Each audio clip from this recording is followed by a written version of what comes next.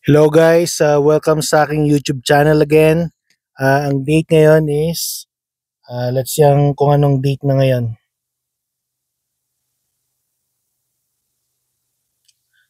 There you go.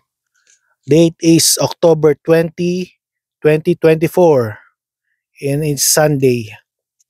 So guys, i-update ko lang kayo sa kung ano na nangyari sa aking portfolio, sa aking Wealthsimple account.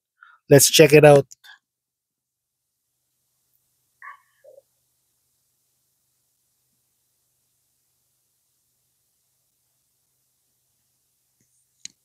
Okay.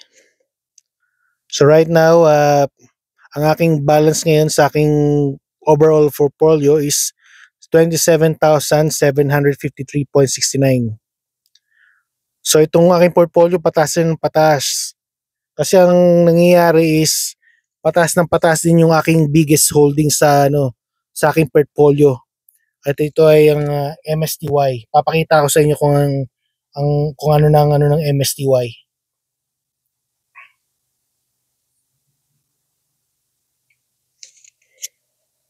Yan, ang value na ngayon ng MSTY is $30.44.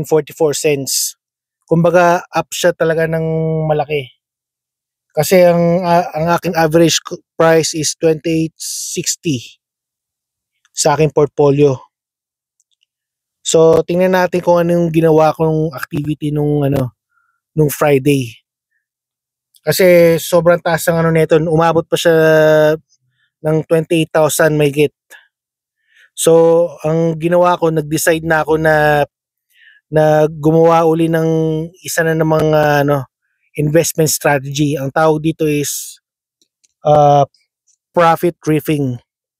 Ang ibig sabihin ng profit tripping is kunwari mataas na yung iyong value ng iyong account, pwede mong ibenta yung yung shares mo ng konti kasi meron ka ng tubo sa sa taas ng mo eh.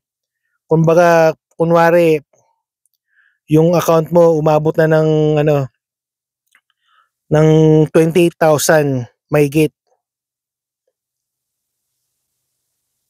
So ang magse-set ka ng base value kunwari 27,500, di ba?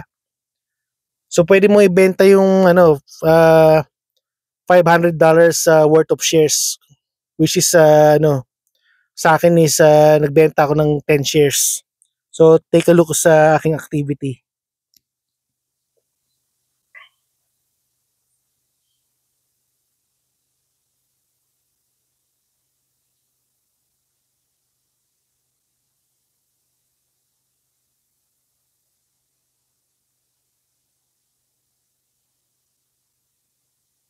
Yan. October 18. Yan, MSTY. Nagbenta ako ng $91.46 sa RSP. Tapos I sold $303.82 worth ng shares sa TFSA. Which is sa TFSA nagbenta ako ng 10 shares. Tapos sa RSP nagbenta ako ng 3 shares.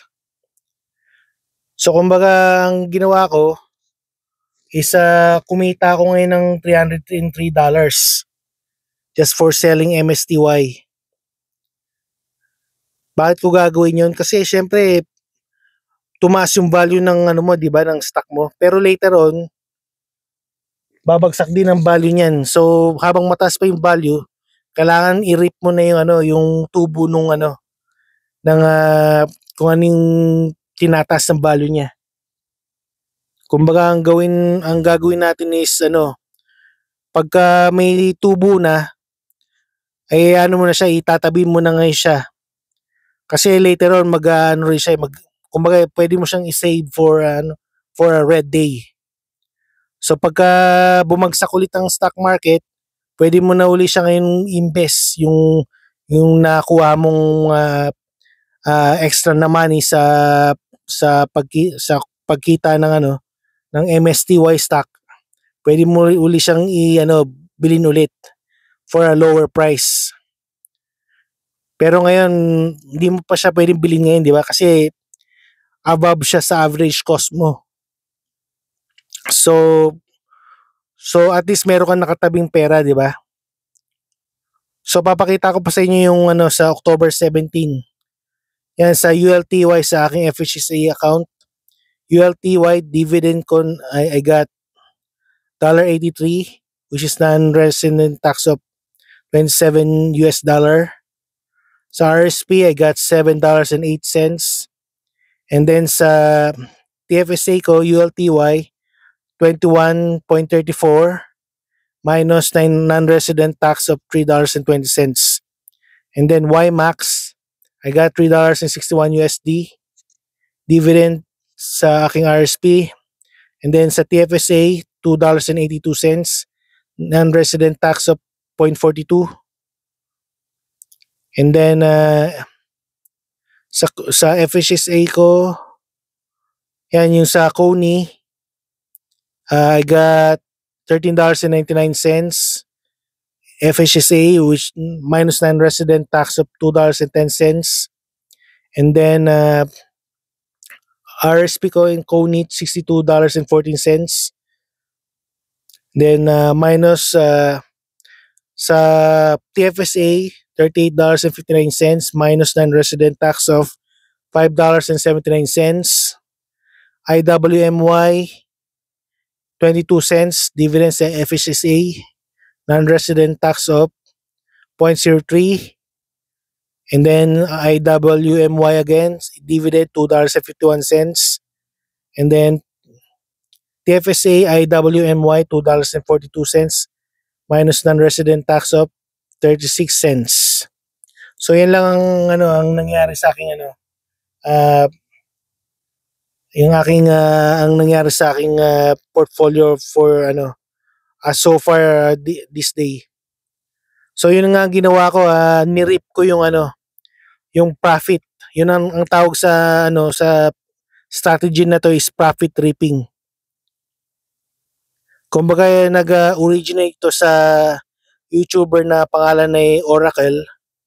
Siyang kumbaga ang nakaisip ng ng strategy na ito. Kumbaga ang sinasabi niya ay kunwari yung investment mo na for example is $1,000, kung kumita yun ng 1,500, kailangan mong tanggalin kagad yung 500 na tubo. Kumbaga ibenta mo yung shares na nagwo-work na 500. Tapos yung 500 na yun pwede mong itabi. Tapos yung pagka nagkaroon na ng red day or bumagsak yung value ng stock market, pwede mong i-reinvest ulit yung 500 na yun para makabili ka pa ng mas maraming stocks. So yun ang principle ng profit reaping. So yun lang guys, so far ang update ko sa aking account. Papakita ko sa inyo ang kung para maintindihan niyo pa yung ang ibig sabihin ng profit reaping sa core compounding.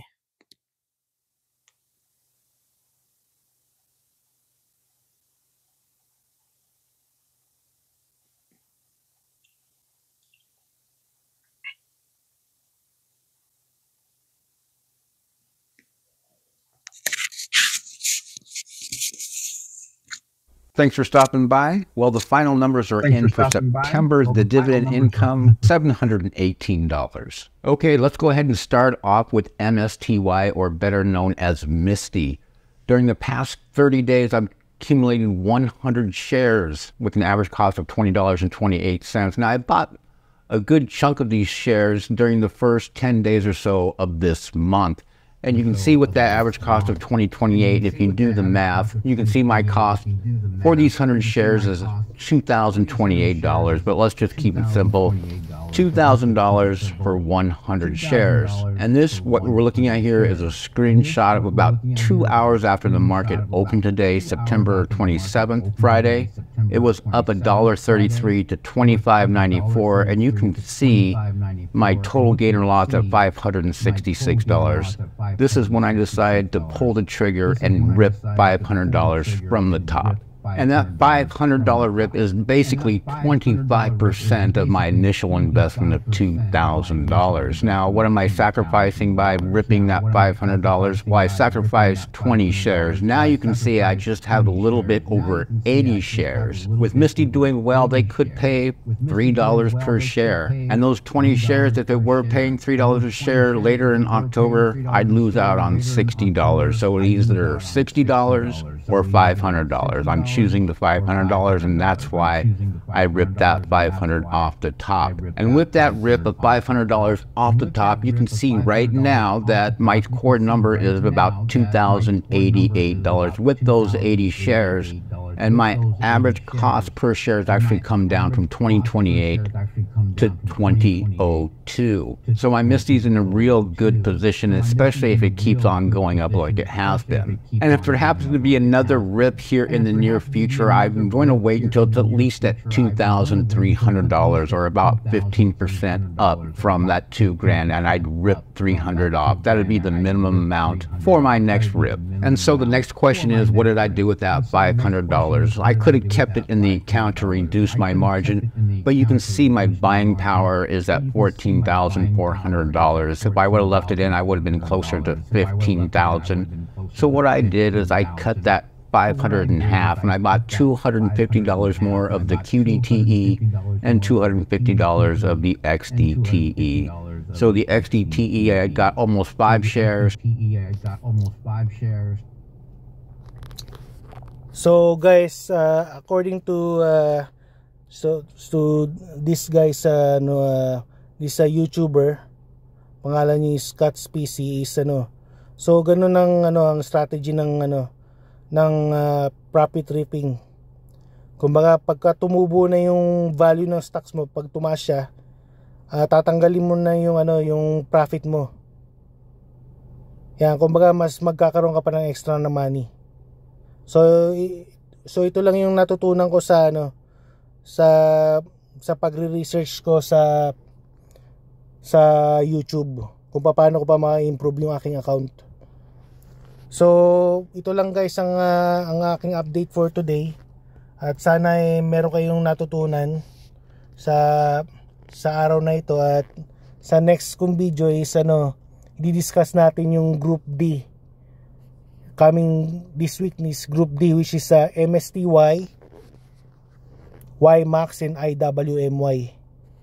So until then guys, thank you very much for watching, and take care and peace out. Bye.